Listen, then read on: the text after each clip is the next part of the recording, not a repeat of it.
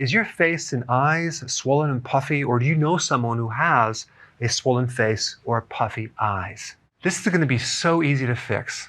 Okay, what we're dealing with is edema, swelling. It's too much fluid in the body. The fluid is inside the cells and it's outside the cells, in the interstitial spaces, which is the space around the cells. Now, I know about this because I had it. You can see this in my earlier videos. Look at my eyes, swollen eyes, puffy face. Now, the problem is this extra fluid is not just in the face, in the eyes. It's in the heart. It's in the liver. It's in your cells. It's in your ankles. You could press into the ankle and it leaves a little indentation. That's called pitting edema. Sometimes in the lower legs, you could see it gives a shiny appearance where the skin is just bulging out, okay? And then you lose the hair on the bottom of your lower legs. Now, it could be because you're on a low protein diet. When you actually go too low with your protein, the fluid inside your blood vessels can leak out into the cells and start creating edema.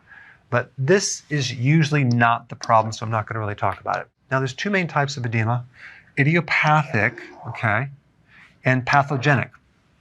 Idiopathic means unknown cause. So let's say, for example, someone has this edema and they don't have a bad heart, they don't have a bad liver, their kidney shows up normal, but they still have edema. And then you have pathogenic.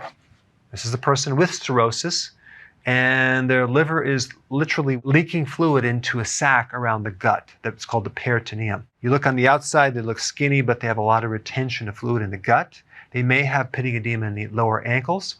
That's one version. Or you might have a diabetic that has these huge swollen feet and their ankles are filled with fluid. Sometimes the hand is so filled with fluid they can't actually even bend it. They can't get their rings off.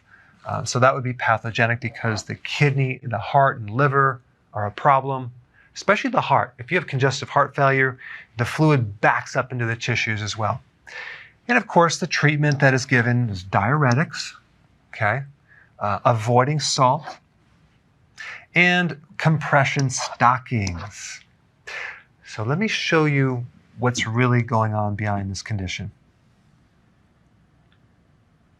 It is the high carbohydrate diet. That's right, you guessed it. The average American consumes between 250 to 400 grams of carbohydrates. And I'm not talking about vegetable carbohydrates, I'm talking about refined grains and sugar. Each gram of carbohydrate holds 3 grams of water. So this carbohydrate is acting as a sponge in your muscles, in your liver, around the tissue, so you're basically waterlogged. Now, as far as myself, what I was consuming is fruit, primarily apples. Okay, I used to consume a lot of apples with peanut butter. I would take the Honey Crisp apples, which is basically 19 grams of sugar, and I would cut it and I would have that peanut butter. I would have a snack mid-morning, mid-afternoon, and after dinner. So that's what I was doing. I was eating good otherwise, but I was doing 3 meals and 3 snacks. So if you've been watching my channel, you know the problem with that many meals. You're raising a lot of insulin and I was getting a lot of sugar. So I was 211 pounds. So right now I am 180. A lot of that was fluid, okay? And you can see it in my eyes. And as soon as I cut out those apples, the fluid came right off very quickly. And of course, I only consume 2 meals a day right now. First meal right around, 1:30, 2 o'clock, sometimes 3, and the next meal maybe 5 or 6. What happens in addition to this fluid retention is you also create a lot of inflammation. And with inflammation, you're also holding a lot more water. Next thing is that this high carbohydrate diet retains a tremendous amount of salt, okay? So you're holding salt, and with that, you're holding more fluid. The other problem with high carbohydrate diets is you deplete your potassium reserves. So the more carbohydrate you consume in the form of refined carbs and sugar, you're depleting your potassium. Potassium helps to get rid of the fluid. So we have higher amounts of sodium and low amounts of potassium, and we have an imbalance.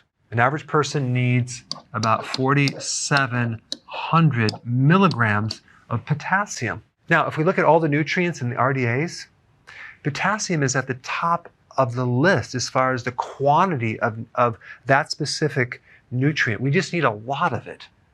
Okay, like magnesium is like 450 milligrams. Vitamin C is like 70 milligrams. But we need just a ton of potassium. Now, there's been some other studies that prehistorically that we were consuming 11,000 milligrams of potassium. And of course, to get your body at those levels, you're going to have to consume more of these things called vegetables, okay? Big salads. I pretty much do all of my vegetables, most of my vegetables, in one meal. It's a large salad. However, the first meal I do consume fermented vegetables. Okay, so that does add to it, but not in large quantities. You do get potassium from eggs and meats, but not as much as the greens. So let me just explain how simple it is to get rid of that puffiness in the eyes and the swollen face. All you have to do is bring your carbs down. Bring them down below 50 grams or less. Okay, preferably 20 grams. You're going to start to get rid of that excess fluid pretty quick. But in addition to that, also increase your potassium foods, larger amounts of vegetables. These two simple things right here will get rid of the swollen eyes and the puffy face really fast. Thanks for watching. Hey, if you're liking this content, please subscribe now, and I will actually keep you updated on future videos.